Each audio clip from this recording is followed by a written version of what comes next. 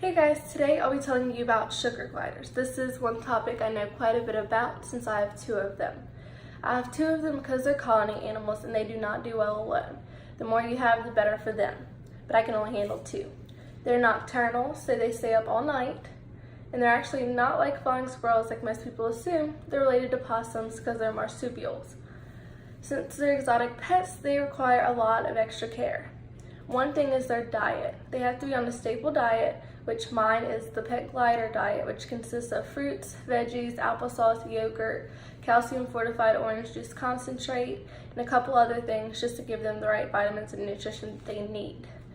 It's important to know that their calcium and phosphorus ratio has to be where it needs to be. The calcium has to be above the phosphorus level, or else it's dangerous. But also giving them too much calcium is dangerous as well. So you have to be really careful with what fruits and veggies you pick, what diet you feed, and make sure they're eating everything that they need to.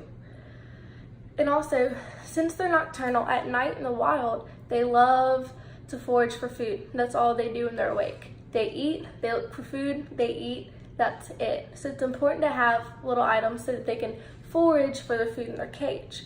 I get tiny little treasure chests and I'll put a bit of food there and I hide them around the cage so they have to find it and open it themselves. That also counts as a toy, which for the toys, you have to have special made ones. A lot of the ones sold in pet stores are not safe. You cannot have them in your cage. They can get their nails caught, they can get tangled up in them. So most of the time you have to special order them and they get expensive. But they need to have toys at night because we're not awake with them. They have to have something to do so that they don't get bored. And they get bored easy, so you have to have quite a few toys to be able to switch out all the time so they don't get bored of one certain toy.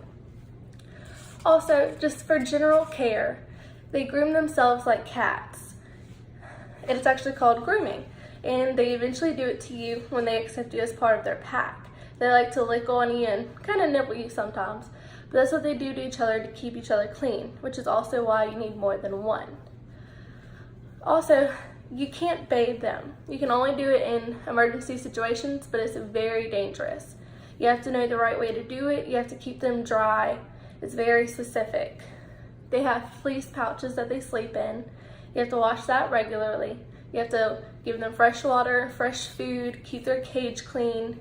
And you can't over clean because then they'll try to overmark with their scent and then they'll just smell worse. So in conclusion, they are a lot of work. They have to have special diets, special toys. You can't bathe them. Sometimes they have a little smell. You have to know exactly what to do in order to keep them healthy. But if you do your research and you get your own routine, they end up becoming easy. And they're wonderful pets to have. Thank you for listening. If you'd like to keep listening, I will show you my sugar glider cage.